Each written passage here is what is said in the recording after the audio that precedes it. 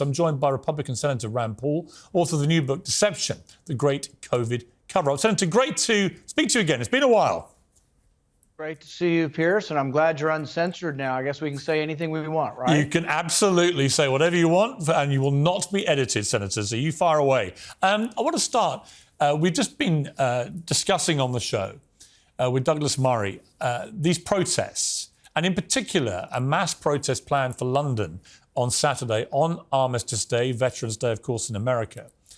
And a huge debate has erupted about whether this march should be banned. It's now been decided by the Metropolitan Police it will go ahead.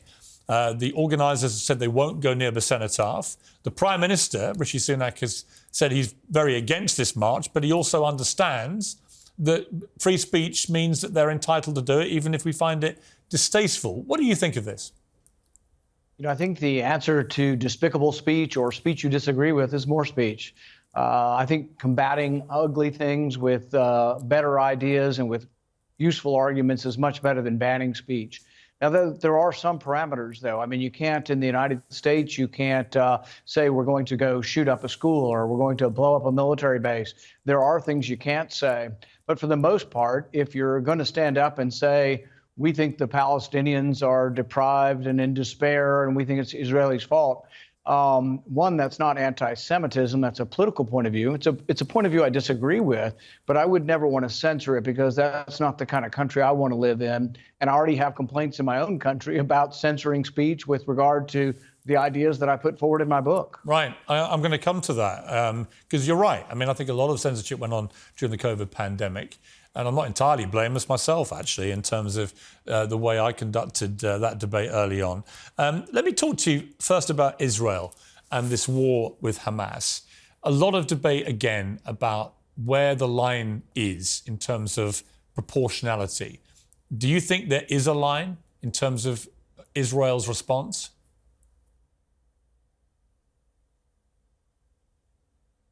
I'm afraid you froze up there. If we could repeat the question for me, please. My apologies. I'll ask you again.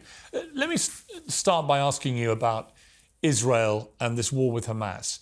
A lot of debate raging about what is a proportionate response by Israel. Many people saying on the Israeli side, they don't think there should be any proportion to the response. They should do whatever it takes to get rid of Hamas. Where do you sit on this debate? You know, I was horrified to see the kids at the concert killed. I have 3 boys that have all gone to music concerts in the U.S., and I can't imagine people showing up in Jeeps with automatic weapons and just mowing down innocent, unarmed people, going house to house, killing women, children, mothers, fathers. So just the horror of the senseless violence that came from Hamas. I think there's a difference also in that Hamas targeted civilians. Now, there is some question of the civilians who do die and will die in Gaza. What are the repercussions of that?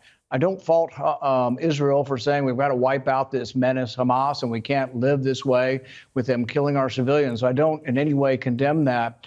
But there is a point at which the incidental or accidental killing of civilians in the incursion into Gaza will backfire. This has been the same thing that I've pointed out throughout the world. When we drone some goat herder in Africa, do we get rid of terrorism or do we make all of his family angry enough to become terrorists themselves? So there is that. I also think that someone has to be saying over and over again what would come with peace, what would come with the Palestinians choosing to absolve and to denounce violence and to recognize Israel. What kind of prosperity would come from that? I don't think we say that enough. Because I think in saying that, there may well be some Palestinians somewhere that are listening in Gaza or the West Bank that say, I want to be that leader that brings peace to my community and prosperity to Gaza by renouncing violence. But I don't think we say enough what would come, the good things that would come by renouncing violence. Yeah, I mean, Prime Minister Netanyahu has now come out and said that he sees Israel indefinitely occupying Gaza at the end of this war. But that seems to me to be probably the very worst thing he should be saying if he wants to bring Palestinians to a place of any hope at the end of this. Yeah, you know, Israel has to decide what they have to decide for their own security. But there is a downside to an occupation. There's a downside to remaining there, because the question is how much of the Palestinian people in Gaza are with Hamas and how much are not. will a long-term occupation convince more people who are not yet aligned with Hamas to become aligned with Hamas? All these questions have to be sorted through, and none of this is to say they can't and shouldn't defend themselves, but there are actions and reactions.